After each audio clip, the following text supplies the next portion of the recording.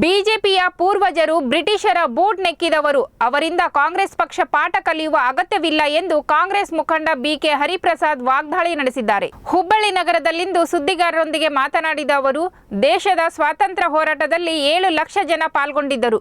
ಅವರಲ್ಲಿ ಒಬ್ಬರಾದರೂ ಬಿಜೆಪಿಯವರು ಇದ್ದರೆ ಅವರ ಹೆಸರು ಹೇಳಲಿ. ಬ್ರಿಟಿಷರ ಪರವಾಗಿ ಯಾರು ಇದ್ದರು ಎಂಬುದು ಎಲ್ಲರಿಗೂ ಗೊತ್ತಿದೆ. ಅಂತವರ ವಿರುದ್ಧ ಕಾಂಗ್ರೆಸ್ ಹೋರಾಟ ಮಾಡುತ್ತಾ ಬಂದಿದೆ ಎಂದರು. ಹಿಜಾಬ್ ಮತ್ತೆ ಚರ್ಚೆ ಆಗ್ತಿದೆ. ಹಿಜಾಬ್ ಅನ್ನ ವಾಪಸ್ ಪಡಿತೀವಿ ಅಂತ ಹೇಳಿದ್ದಾರೆ. ಇದಕ್ಕೆ ಬಿಜೆಪಿಯವರು ವಿರೋಧ ವ್ಯಕ್ತಪಡಿಸ್ತಿದ್ದಾರೆ. ಈಗ ಭಾರತೀಯ ಜನತಾ ಪಾರ್ಟಿಯವರು ಸಮಾನತೆ ವಿಚಾರವನ್ನ ಮಾತಾಡ್ತಕ್ಕಂಥದ್ದು ಶಾಲಾ ಕಾಲೇಜುಗಳಲ್ಲಿ. ಸಮಾನತೆ ವಿಚಾರ ಬಂದಾಗ ಅವರು ಸಮಾಜದಲ್ಲೂ ಸಹ ಸಮಾನತೆಯ ಬಗ್ಗೆ ಮಾತಾಡಿದಾಗ ಅವ್ರಿಗೆ ಈ ವಿಚಾರಕ್ಕೆ ಗೌರವ ಸಿಗುತ್ತೆ. ಸಂವಿಧಾನದಲ್ಲಿ ಅಡಕವಾಗಿರ್ತಕ್ಕಂಥ ಸಮಾನವಾದ ಹಕ್ಕು ಅಂದರೆ ಆಹಾರ ಮತ್ತು ಉಡುಪು, ಇದರ ಹಕ್ಕು ವೈಯಕ್ತಿಕವಾಗಿ ಪ್ರತಿಯೊಬ್ಬನಿಗೂ ಸಹ ಇರತಕ್ಕಂಥದ್ದು. ಅದರ ವಿಚಾರದಲ್ಲಿ ಈಗಾಗಲೇ ಹೈಕೋರ್ಟ್ ತೀರ್ಪು ಬಂದಿರತಕ್ಕಂಥದ್ದು, ಸುಪ್ರೀಂ ಕೋರ್ಟಲ್ಲಿ ಇರತಕ್ಕಂಥದ್ದು. ಭಾರತೀಯ ಜನತಾ ಪಾರ್ಟಿಯವರು ರೈತರ ಬಗ್ಗೆ ಆಗಲಿ, ಹೆಣ್ಮಕ್ಕಳ ಮೇಲೆ ಆಗಿರ್ತಕ್ಕಂಥ ಶೋಷಣೆಗಳಾಗಲಿ, ಹೆಣ್ಮಕ್ಕಳ ಕುಸ್ತಿ ಪೈಲ್ವಾನ್ರು ಏನು ಹೆಣ್ಮಕ್ಳು ಕುಸ್ತಿನಲ್ಲಿ ಮಾಡಿದವರು ಕಣ್ಣಲ್ಲಿ ನೀರು ಹಾಕದನ್ನು ಸಹ ಅವ್ರಿಗೇನು ಬಂದಿಲ್ಲ. ಇವರು ಈ ವಿಚಾರವನ್ನು ತೆಗೆದುಕೊಂಡು ಮೊದಲು ಅವರಲ್ಲಿ ಏನಿದೆ ಉಳುಕನ್ನು ನೋಡಲಿ, ಆಮೇಲೆ ಕಾಂಗ್ರೆಸ್ ಪಕ್ಷ ಏನು ಮಾಡುತ್ತೆ ಬಿಡೋದು ಅದು ವಿಚಾರ ಬೇರೆ. ಕಾಂಗ್ರೆಸ್ ಪಕ್ಷ ಬಹಳ ಸ್ಪಷ್ಟವಾಗಿ ಹೇಳುತ್ತೆ, ಸಂವಿಧಾನದಲ್ಲಿರ್ತಕ್ಕಂಥ ಹಕ್ಕುಗಳನ್ನು ನಾವು ರಕ್ಷಣೆ ಮಾಡತಕ್ಕಂಥದ್ದು. ಅದರಲ್ಲೂ ಸಹ ಮಕ್ಕಳಲ್ಲಿ ಸಮಾನತೆ ತರಬೇಕಾದ್ರೆ ಸಮಾಜದಲ್ಲೂ ಸಹ ಸಮಾನತೆಯನ್ನು ಅವರು ಕಾಪಾಡಿದರೆ ಬಹಳ ಸಂತೋಷ. ನಾವು ಕೇಸರಿ ಶಾಲ್ ಕೊಟ್ಟು ಕಳಿಸ್ತೀವಿ ಕಾಲೇಜ್ಗಳಿಗೆ ಅಂತ ಹೇಳಿದ್ದಾರೆ. ಈಗ ಇದು ಜಾತ್ಯತೀತ ರಾಷ್ಟ್ರ, ಇದರಲ್ಲಿ ಎಲ್ಲ ಧರ್ಮವನ್ನು ಸಹ ಸಮಾನವಾಗಿ ಕಾಣ್ತಕ್ಕಂಥದ್ದು ಮಹಾತ್ಮ ಗಾಂಧಿಯವರ ಆಶಯಗಳು ಮತ್ತು ಆದರ್ಶ, ಸರ್ವಧರ್ಮ ಸಮಭಾವ ಅಂತಕ್ಕಂಥದ್ದು. ಭಾರತೀಯ ಜನತಾ ಪಾರ್ಟಿಯವರು ಗೋಡ್ಸೆ ಅನುಯಾಯಿಗಳು. ಆದ್ರಿಂದ ಅವರಿಂದ ನಾವೇನು ಇದಕ್ಕಿಂತ ಹೆಚ್ಚಿನ ಏನು ನಿರೀಕ್ಷೆ ಮಾಡಲಿಕ್ಕೆ ಆಗೋದಿಲ್ಲ.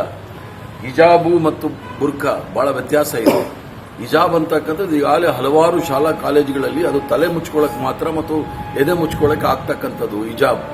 ಬುರ್ಕಾ ಅಂತ ಹೇಳಿದ್ರೆ ಸಂಪೂರ್ಣವಾಗಿ ಮುಖ ಕಾಣದಿರ್ತಕ್ಕಂಥದ್ದು. ಶಾಲಾ ಕಾಲೇಜು ಕಾಂಪೌಂಡ್ವರೆಗೂ ಬರೋವರೆಗೂ ಬುರ್ಕಾ, ಆನಂತರ ಹಿಜಾಬ್ಗೇನು ತೊಂದರೆ ಆಗಬಾರ್ದು ಅನ್ನೋದು ನನ್ನ ಭಾವನೆ.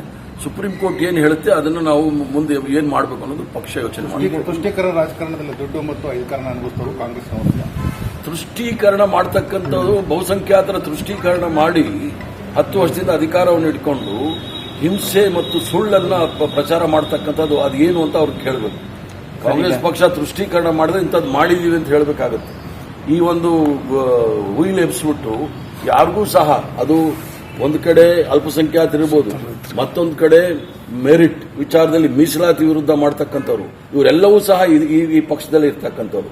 ಮೊದಲು ಇವರ ಸೂತ್ರಧಾರ ಏನಿದ್ದಾರೆ ನಾಗ್ಪುರಲ್ಲಿ, ಅವರು ಜಾತಿ ಜನಗಣತಿ ವಿರುದ್ಧ ಮಾತಾಡಿದ್ರು. ಜನಸಾಮಾನ್ಯರು ಕೂಗೆಬ್ದಾಗ ಇಲ್ಲ ನಾವು ಅದನ್ನು ಯೋಚನೆ ಮಾಡ್ತೀವಿ ಅನ್ನೋ ಮಟ್ಟಕ್ಕೆ ಹೋದ್ರು. ಆದ್ರಿಂದ ಇವರಿಂದ ನಾವು ಕಲಿಬೇಕಾದಿಲ್ಲ.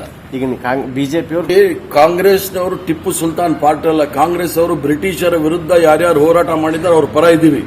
ಬ್ರಿಟಿಷರ ಪರ ಇದ್ದವರ ವಿರುದ್ಧ ನಾವಿದ್ದೀವಿ. ಇವರೆಲ್ಲರೂ ಸಹ ಯಾರು ಟಿಪ್ಪು ಸುಲ್ತಾನ್ನ ಪಕ್ಷದವರು ಅಂತಾರೆ, ಇವರೆಲ್ಲರೂ ಸಹ ಬ್ರಿಟಿಷರ ಬೂಟ್ ನೆಕ್ತಾ ಇದ್ದವರು.